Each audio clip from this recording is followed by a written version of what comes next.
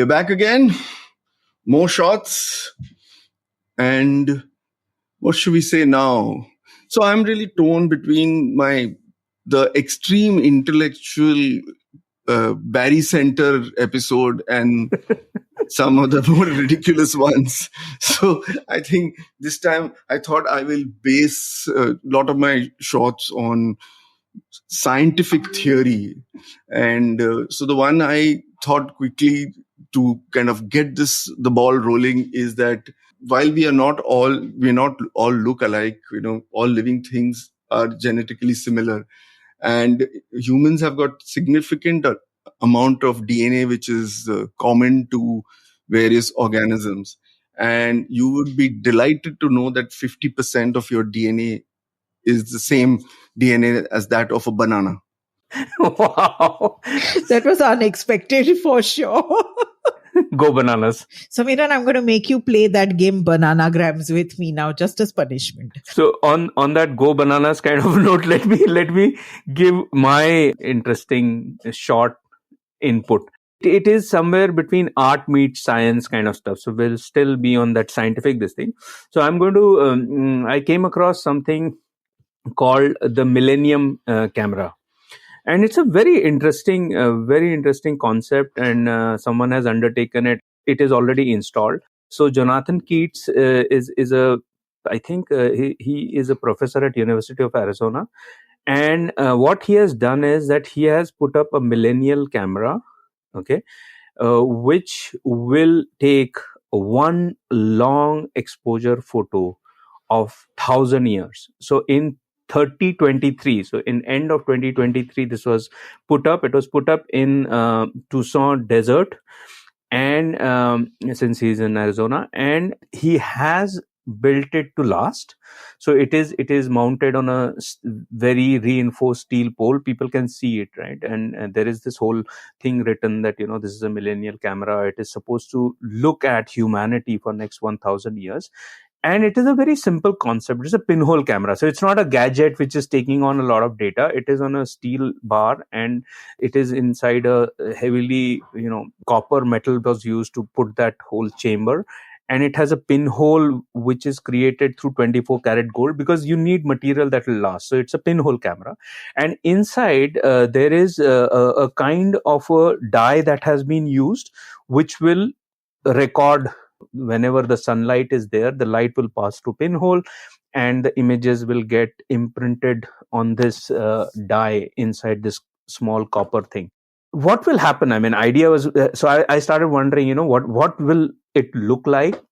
So it seems there is an example of a long exposure photograph, and the time period was 8 years, long exposure. So in August 2012, just after London Olympics, one of the art students, Regina Valkenborg, she thought of an idea that, let me place apple. So in London, UK apple ciders are famous. So she had a lot of apple cider cans, and she created a pinhole inside and put a photographic paper inside it. So basically, you need a dark chamber, right? And what she did was she placed it around one of the, let me check, it was in University of Hertfordshire. There is a observatory, right? So there is a telescope, and she put up these 8 apple cider cans in that telescope, right, to take a long exposure image. The beauty is she actually forgot about it. So 2012, she forgot about it. I've seen the picture. They were actually stuck very nicely. She created these cider cans, and she forgot. And in 2020, one of the guys saw it, and luckily he didn't throw it. He checked each one. Only one produced something which was intelligible. And looking at photograph, I could understand how this will look. So essentially what will happen, it has some 8 years of sunrise and sunset. And you can see, I think, 2,900 or 3,000 arcs of light. Okay. And you could see the winter solstice, how it goes down, the arc goes down of the sun. And in summer solstice, it's moving up. And so you actually have one usable photographic image, 8 years of sunrise and sunset. It looks very pretty. I mean, in that sense, it has. So this was the millennial camera. It is up, and supposedly Mr. Jonathan or Professor Jonathan Keats hopes that this will actually, when people are around it, it will make them think, because honestly none of us are going to see what that image will look like, right? If at all it lives that long. But it will make you think that what are we doing with the nature, with humanity, what is happening, and just help you contemplate. In fact, since we have already done the episode on privacy and talked about some very strange contracts and license agreements, I thought I couldn't fit this into the earlier episode, so I thought I'll hold it back for this one.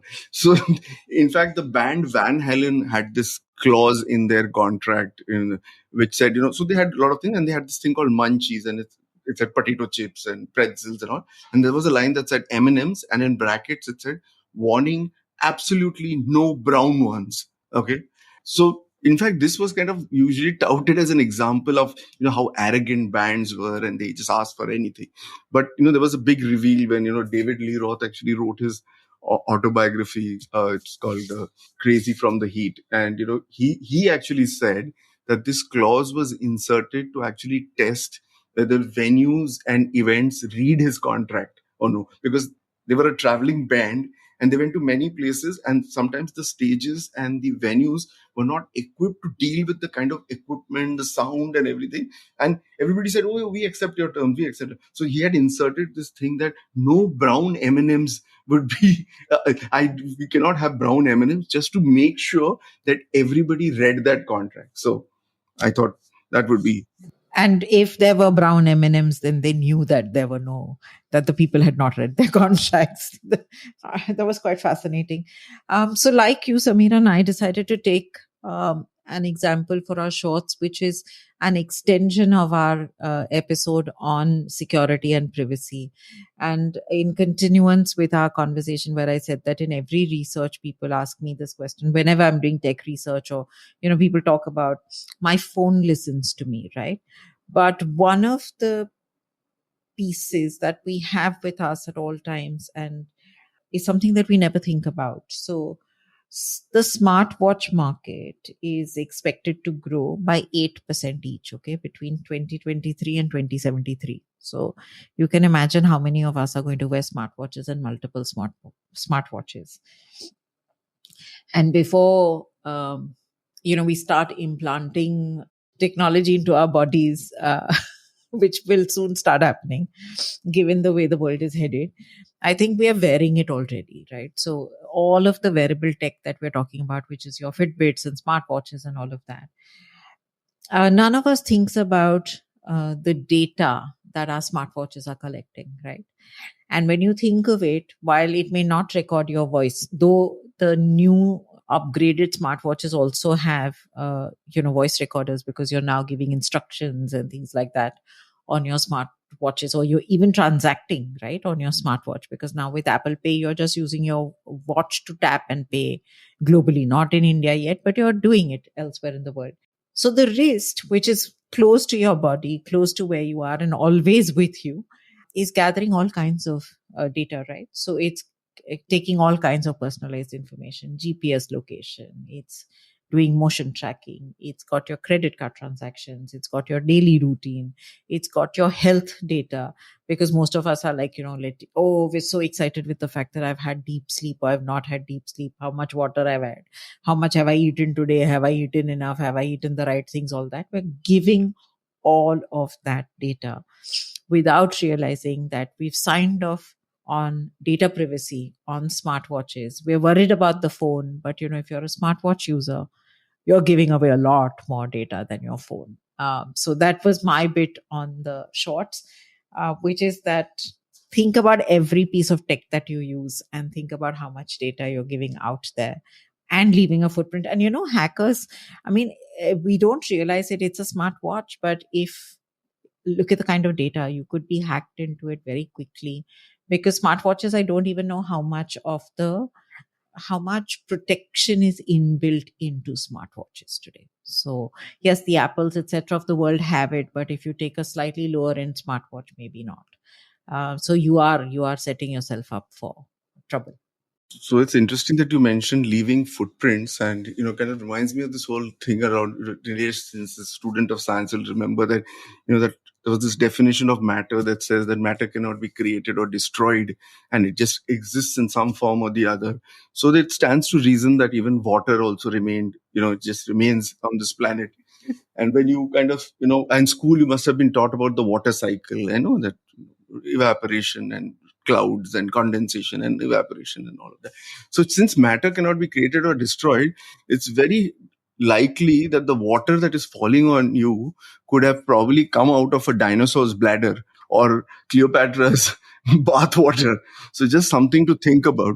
And the other strange thing about water is, and this is worthy of an experiment, that do you know what will freeze faster, hot water or cold? So it is actually hot water, as per something called the Pembe effect. Nobody can explain why, but hot water freezes faster than cold water. So something to think Next about. time I have guests at Interesting. home and I need ice cubes. I'm going to put hot water into the trays. Ice in a jiffy. Thank you for that very, very usable piece of information, Samira. Okay, with that, I think we come to the end of another episode of our shorts. We hope you enjoyed listening to them as much as we had fun recording them. I think we love our long episodes and we love the shorts that we bring to you. Look forward to hearing from you on what mad stuff you want Samiran to find for you. Nilesh and I will keep the sanity of this conversation going, but please do write to us for insane information and trivia that you would want from Samiran Ghosh. On that note, look forward to hearing from all of you. Bye-bye and have a wonderful week, fortnight, whatever ahead as you listen to our shorts.